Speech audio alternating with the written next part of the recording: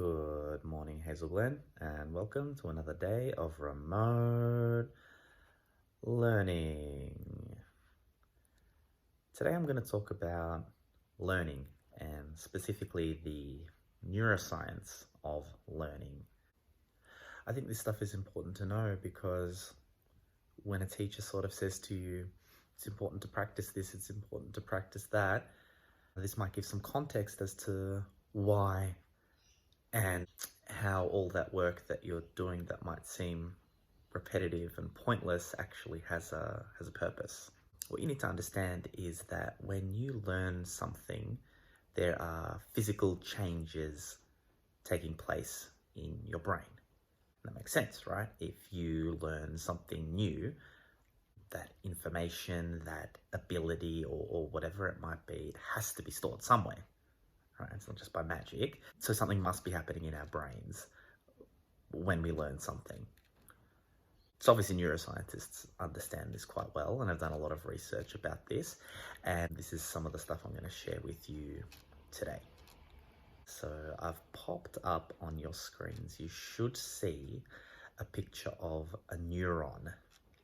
A neuron is a brain cell, basically. When you think about something, when you do something, these neurons that are activated. Okay, and there's some major components to them. You can see they're labeled, but basically the way that it works is the big bit on the left, the dendrite, that gets a chemical signal, and the chemical signal says to the neuron, let's go, and the neuron fires, and it sends an electrical signal down the cable bit, down the middle, that's called the axon, and that firing, that electrical signal, is the neuron doing something. Now keep in mind, for this video, I'm oversimplifying a lot, so if there's anything that you sort of look at and say, oh, how does that work? That seems a bit simplistic. You know, ask your biology teacher, ask your science teacher, ask your psych teacher. They've got a much better handle on this stuff than I do. But for our purposes, when the neuron fires, when the electrical signal goes down that cable, down the axon, that is the neuron doing something. Okay? It might be doing a calculus problem. It might be, I don't know, remembering a definition in a subject. It might be kicking a football.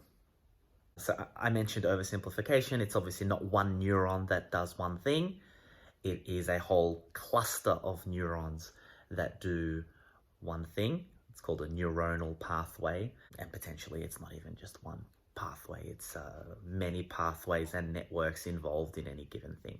But like I said, simplistic, you can just think of it as one neuron, electrical signal fires, you are doing something. Long story short, for the purposes of this discussion, one neuron firing is you doing one specific thing, whatever that thing is.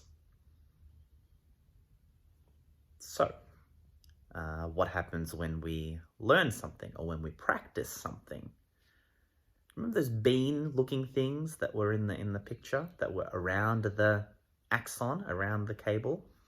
That stuff is called myelin, and it's kind of like insulation. If you imagine an electrical cable, literally an electrical cable, a better insulated one is better able to carry the signal. It can carry the signal faster and more efficiently. And it is literally the same for a neuron.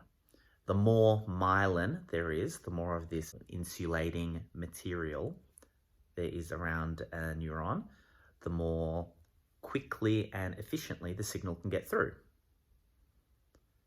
And the key insight that neuroscientists have come up with is that practice increases myelin, literally.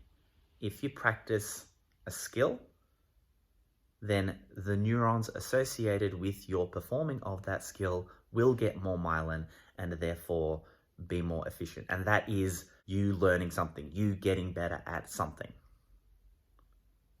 So if we move away from the neuron picture, the other picture that helped me to understand how this works and how it was explained in the thing that I was listening to. Think of neuronal pathways as footprints in the snow. So what do I mean by that? Even if you've never been to the snow, I'm sure you can understand that walking through somebody else's footsteps in the snow is going to be easier than not. Because if someone's already walked there, the snow is compacted and it's easier to walk there, if that makes sense.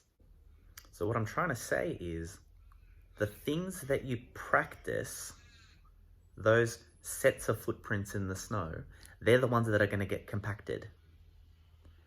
They're the ones that are going to be easy for the brain to do, right? So suppose you're practicing maths problems. This is what I come back to because it's, obviously my area of interest. If you practice doing it correctly, that is stamping down the snow for this correct method. And then when you need to do the skill again, then the brain says, oh, look, this is an easy pathway to walk down. I'm going to walk down this one. The issue here, there's a few issues. One is, if you don't practice things properly or you practice the wrong things, then the wrong things are going to get compacted in that snow, if you will. So that's why you'll find that you always make the same mistakes, because they're the pathways that you're kind of cementing in your brain.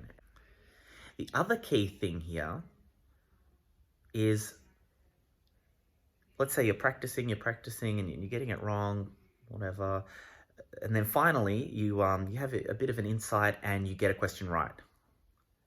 You getting that question right once is only one set of footprints in the snow.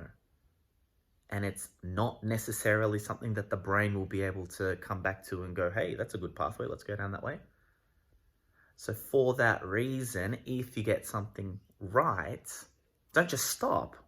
You got to practice it. You got to practice it to cement that pathway, to increase that myelin, going back to the neuron model.